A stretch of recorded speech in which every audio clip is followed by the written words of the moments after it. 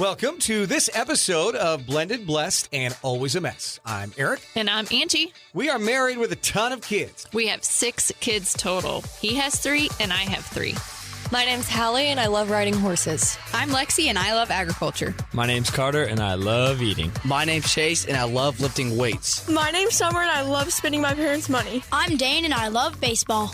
Our show is about our blended, blessed, and always a mess life. And our hope is if you find yourself in the same situation we are in, that by sharing our story, all the fun and all the mess, the challenges we are experiencing, it will give you some inspirations, laughs, and community, knowing you are not alone in this mess. We appreciate you spending time with us.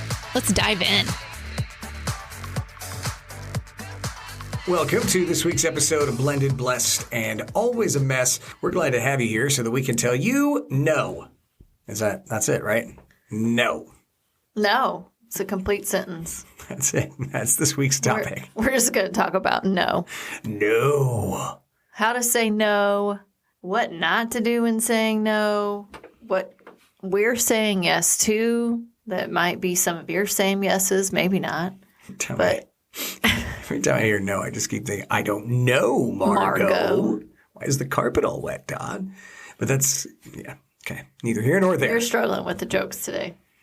I had good jokes when we started editing this podcast, and she didn't like it, so we started over. I just might not be in a laughing mood. I guess so. I thought they were really good, so we're back. Yeah. Here we go. New take on this episode, and we'll just see what happens. Because no is a hard word to say from time to time. I struggle with it. You have struggled with it in the past. You're getting better at it. But let's talk about all the things that go with no. Yeah, I would say I royally sucked at saying no in our timeline prior to losing Hallie. And until that time happened, I was overcommitted, overwhelmed, and just doing everything for everybody, anything I could do, go, go, go. Check, yes, you were. Absolutely. Yeah, totally. Would drain myself, just running on that freight train. I didn't know how you did it, to be honest.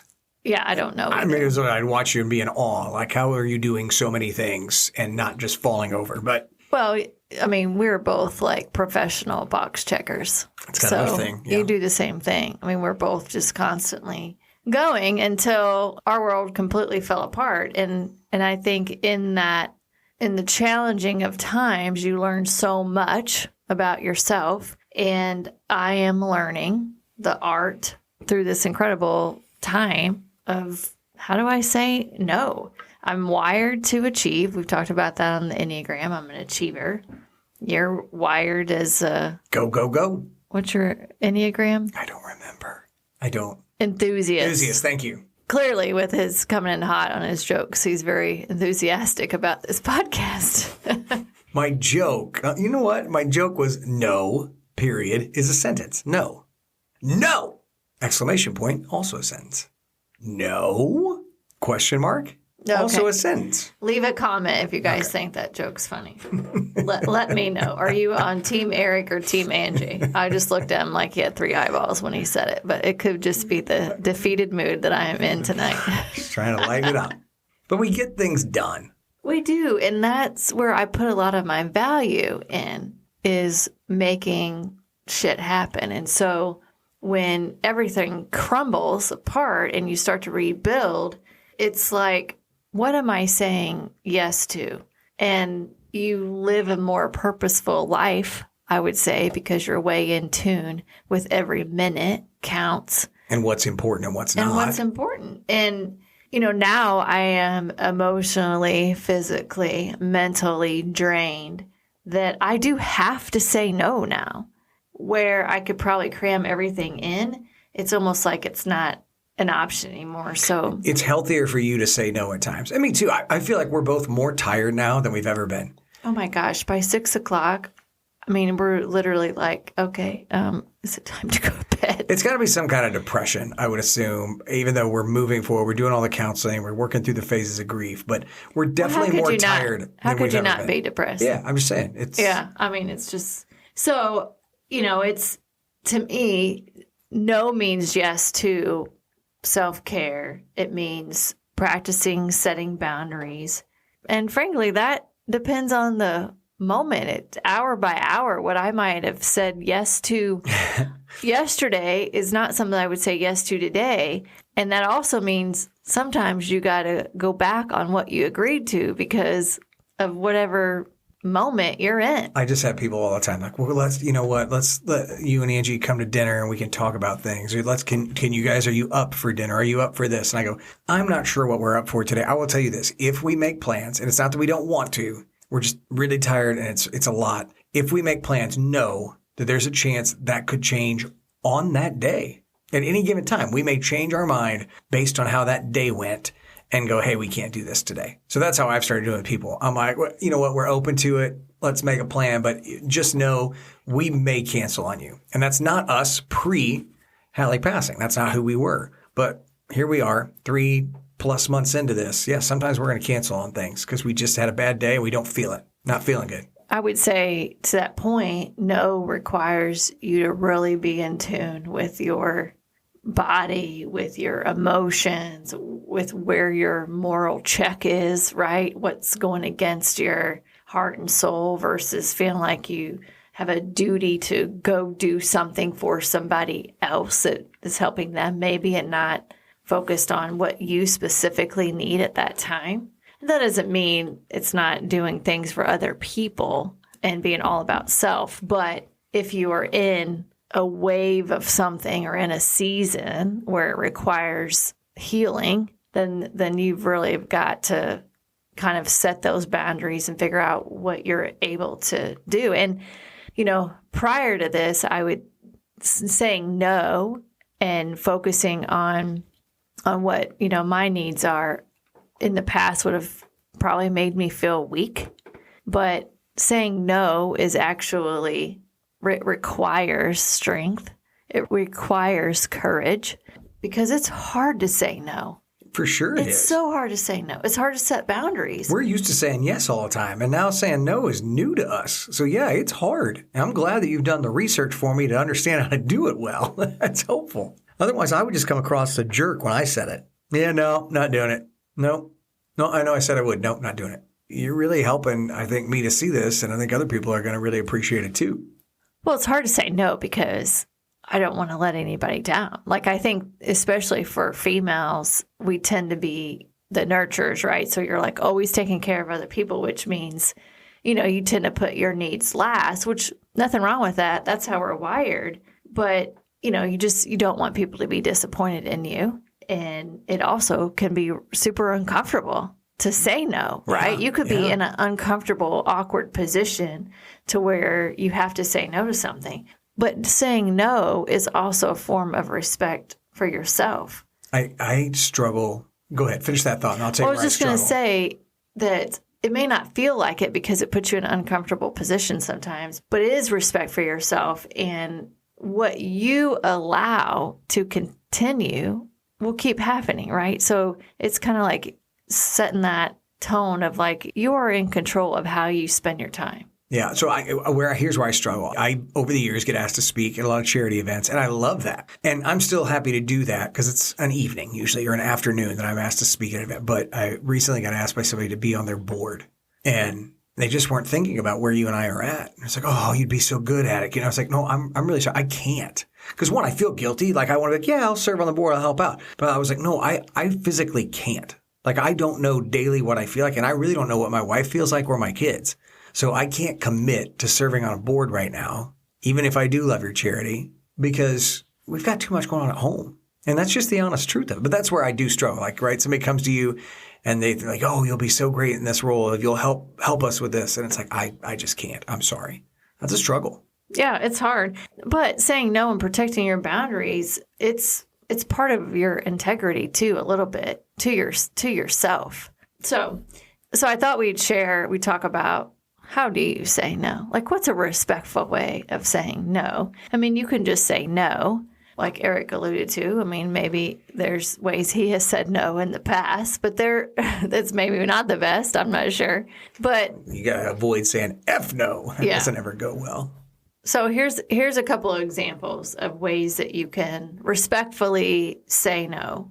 You could just, if you get asked to do something that you don't have the time or bandwidth for at that time, you could just say, hey, you know what? I appreciate you asking me, but I'm already overcommitted, right? That's kind of where we're at right now when we do get asked to participate in things outside of just what we're already committed to with our kids and just focusing on ourselves and our own healing. I mean, you could also say, you know what, that sounds great, but I can't commit. But I will let you know if that changes. Like, I like that kind of addition to it because it gives an opportunity that you can circle back on whatever that particular ask is. So it kind of keeps it open a little bit, like, no, but I could be interested later. Feels like I might have an interest in this and I'm just letting it down easy. You know, there's another way you could just say, you know, no, I can't do that, but here's what I can do. So that's also another version where it's still being helpful, but maybe not the exact ask. Or, I mean, there's another way, like I was asked recently to speak, but it didn't really align with my purpose. So it was like, thank you, but this doesn't align with my purpose. So I'm happy to chat more with you about what that looks like or what I'm kind of interested in. So there's just a lot of different ways that you can say no that still feels like you're not being a hack, I guess. Well, so I think that's fair. That someone won't be disappointed in you. Yeah, and that's true. But then what happens if somebody's like still super pushy about it? What's the thought process there? Well, that's a hard part. Because that's a thing. That's a hard part because there's times people aren't going to agree with your no, right? But that's okay. It's that's okay. The boundary? Yeah, it's totally the boundary. It's okay for other people not to be okay with your response. I mean, you could tell them to go have the day that they deserve if you would like after that. That would be okay. But that's also a sign of boundaries, and it should probably make you question a little bit if you do say no and you get a reaction that you didn't expect, that maybe that person doesn't need your time anyway, and you know where that boundary needs to be a little bit more permanent, strong, permanent. Like it's a permanent boundary. I'm right. sorry, but I think so. Those are some ways. Some solid ways of saying no, right? That you'd hope would not disappoint people. If it does disappoint them, then that's on them. That's not on you. But I think there are some areas to avoid when saying no.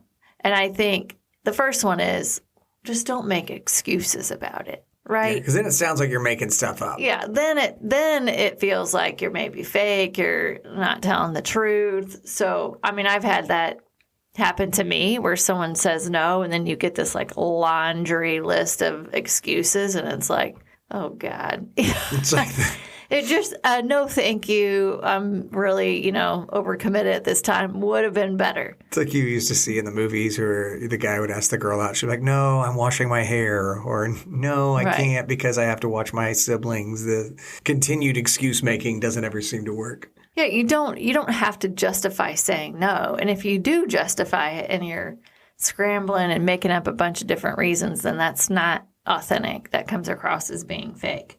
So just be honest about why you're saying no, but you don't have to have a laundry list of explanations. Just be, no, I'm overcommitted. But don't lie.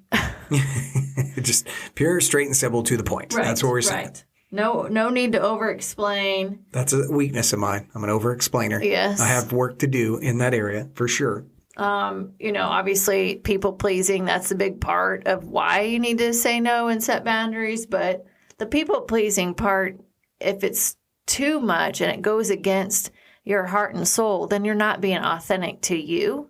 I think sometimes people-pleasing, they put that in that category of, oh my gosh, this amazing person, they do all these things. I don't see it that way. Like, I feel like people pleasing by definition is when people have a strong urge just to please other people, even at their own expense. So it doesn't mean like people pleasing is all kindness. Like, it's great to be thoughtful, but if you're doing things just to try to make someone else happy at your own expense, that's not authentic. So that's the thing that you really have to watch for.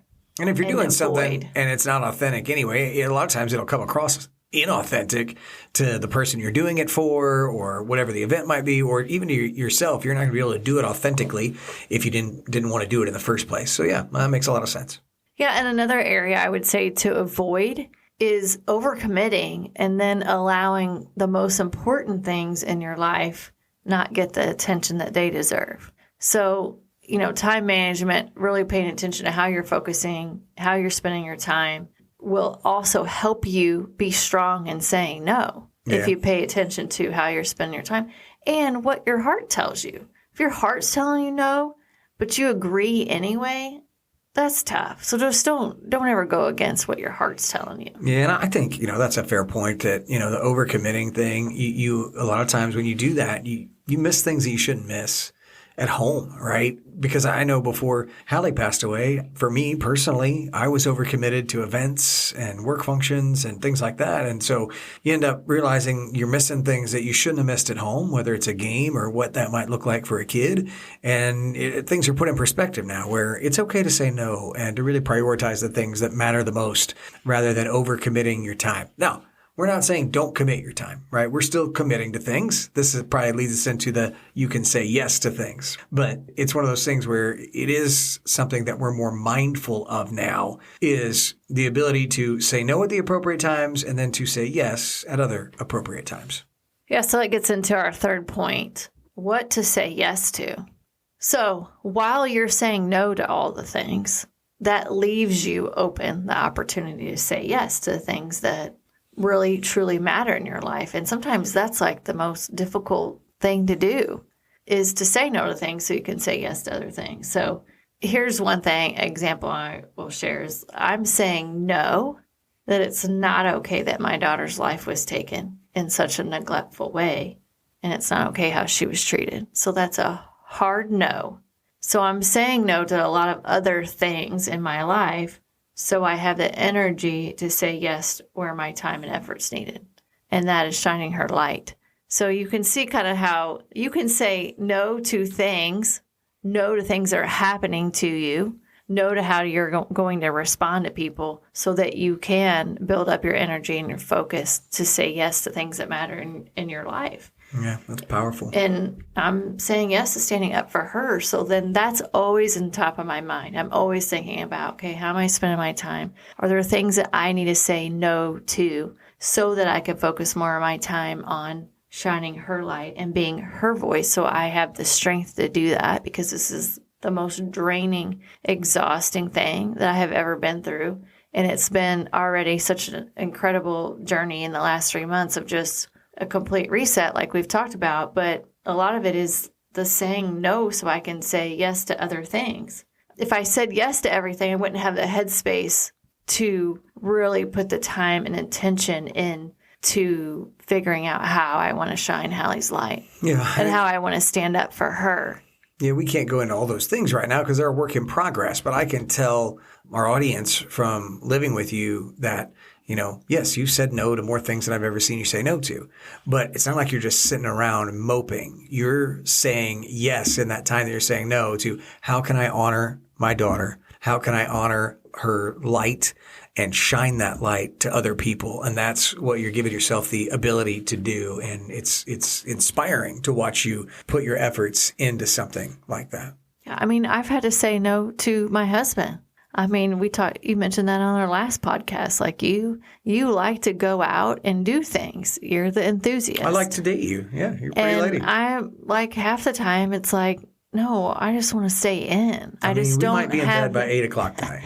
I don't have the energy, and I want to spend that time. I'm a thinker. I have to have that time to think and process. Either process my game plan or process just what I'm feeling. I mean, and I've had to say no to friends and dinners and even joining support groups. It's like, okay. Yeah, you got reached out to a lot. Like, you need to join our group. And you've had to say no to that because you're not in, the capacity's not there. It's not, although I think I could really add value and I would get value out of it. It just right now doesn't feel like that's where I want to spend my time and energy right now. So I'm saying no to that. And even some of our kids' sports has been so difficult, but there's been nights where I'm like mentally, physically, like so drained and I feel super anxious that it's like, I'm just going to have to say no to not go, can't go to this event. And that's hard. But then I also know the next day I will wake up and be stronger. Yeah, I'll just give, for a minute, maybe. I'll give an example. Early on in that first few weeks after Hallie passed, Angie was going to truck on and make every kid's event from that moment on because she wasn't going to let a kid down. She was going to honor Hallie by always being there for all of her siblings.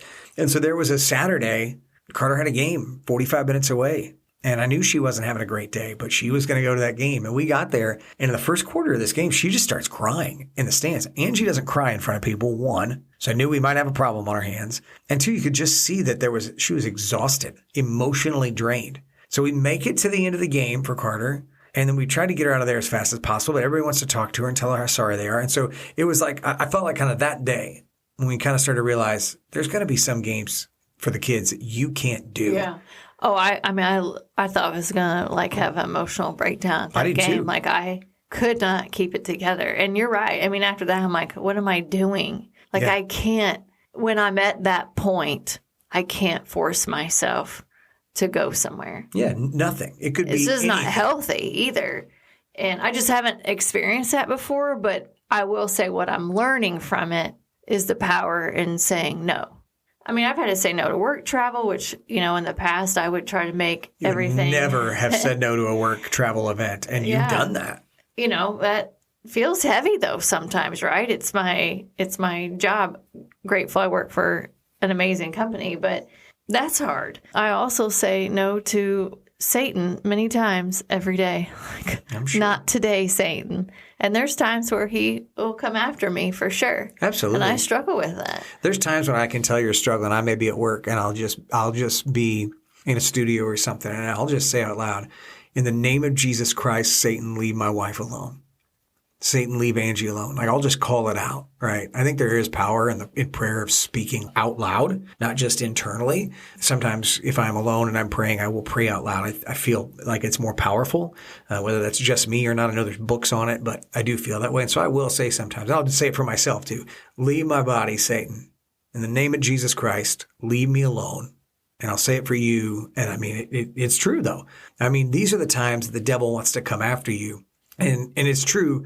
This is a little bit off topic, but there's such a thing as righteous anger that you have to go through during grief. But then there's also the thing of destructive anger that happens during grief.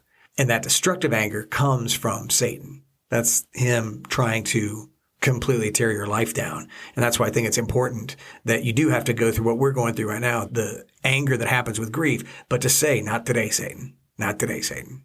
Yeah, and the thing too, with being so active, if we're running all the time, then we collectively don't have time to actually grieve or heal. And that's not going to happen if I say yes to everything.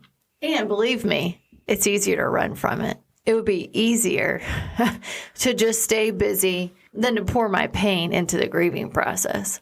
Yeah, and I've seen your grieving happens better when you're alone. Yeah, if I sit in the quiet, I mean, the tears flow and flow and flow.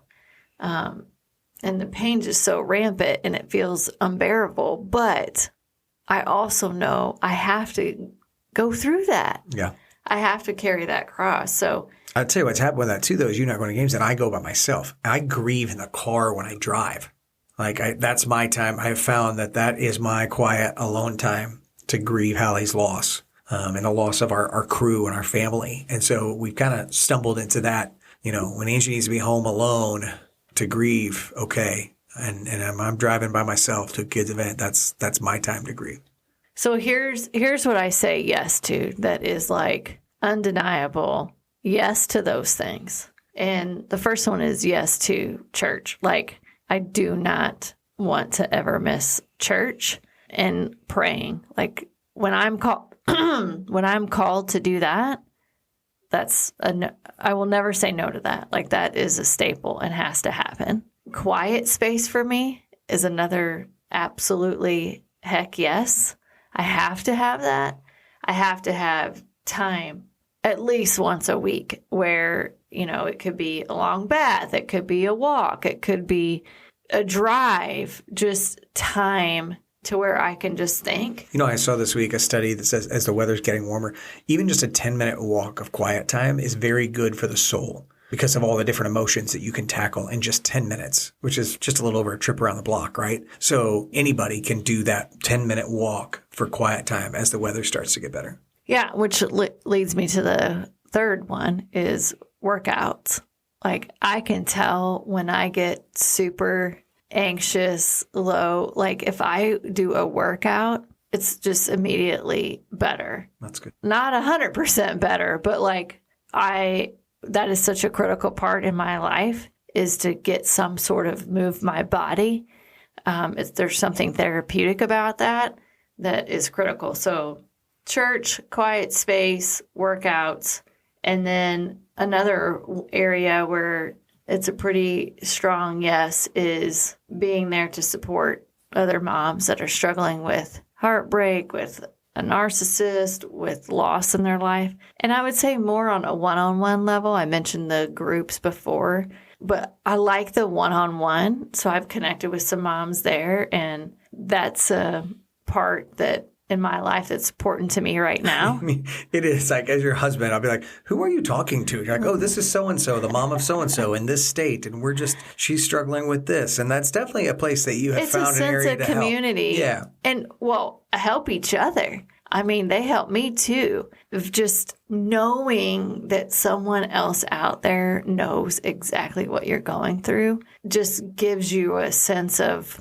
you're not alone. I love it. I think that's great. And I see when you do that, you feel a sense of community with maybe a little bit of relief that you've connected with one of those moms and you've each helped each other. So yeah, really, really good. I mean, obviously our kiddos, especially when there's an opportunity for them all to be together. Like last night we had them all together for a little bit of time, and that is super important to me. So yeah, it doesn't happen all the time with Lexi at college, and it was nice. It was good. I thanked her this morning for coming over last night and spending the night, and being with Summer all night. It was good, very much. I mentioned earlier just saying yes to prayer, but I mean, I pray constantly to God for wisdom and strength to get through this. That's probably my one prayer I say over and over. So I say yes to that anytime that pops in my mind. But hey, you keep saying you beg him there. That's really good. That's not a beg. That's a prayer. That's good. I mean, in my voice, it's begging. It's not like I just said it. Oh, well, it sounds really good. I mean, sometimes it's like a scream. Okay. All right. But that can apply to so many different types of struggles. Doesn't necessarily mean that's ours. That's ours, but doesn't mean it could be blending. I mean, we still have challenges blending family. It's a 7-year journey. It is a 7-year journey. I don't think we're ever going to have it totally figured out. Is it now a 14-year journey with everything that's happened? My goodness. I mean, it could be marriage struggles, family drama, work issues. I mean, you name it. The laundry list is long. Wait, is that what you're telling me we have marriage struggles? I thought we were good. No, I'm just laundry list. I know. I'm the laugher tonight. She's not having it. She's like, get this podcast down, put me to bed. That's where she's at. She's like, put me to bed. I've had it with your jokes today, Brummer. Another yes is just to try to find, peace is my word for this year, but contentment, right? Like my mind spins and I constantly go back to the control part of it. Like I feel like I'm in control of nothing. And so prayer for contentment that I can find peace of just being. And I don't know why this is where I'm at this week is I don't know why God's given me this heavy cross to bear for the rest of my life. But it's like I need contentment over control. And it's like that reminds me of like the yes and no, right? So yes to receiving whatever's thrown at me comes my way. And then there's no to other things to let go of. Yeah. And that's hard. And I mean, I see you making that change. Yeah. You could apply the saying no to very simple things, and you can say no and yes to massive things. But if you're not in tune with how you're feeling and where you are in life, that's going to make the yes and no's really difficult. Yeah, no, I mean, those are all incredible points. And I see you working through so many of those on a daily basis. And I'm trying to. I mean, you're better at it than I am. That's like most things in life. You're better at it than I am. So it's a work in progress. And so that's where we're going. But this is kind of a nice little roadmap on how to say no properly and correctly. And then how you can start to say yes to other things. And it's really good. It's timely, at least in our home. Hopefully for some of you, it's timely for you as well. But that's where we're at for this week on Blended, Blessed, and Always a Mess. We hope that your week allows you to say no to certain things and yes to others. And we'll talk to you next week. God bless. Thank you for listening to Blended, Blessed, and Always a Mess. Follow us on Facebook, Instagram, and at blendedblessedalwaysamess.com. Reach out to us on any of our social channels. We would love to hear from you. Have a great week.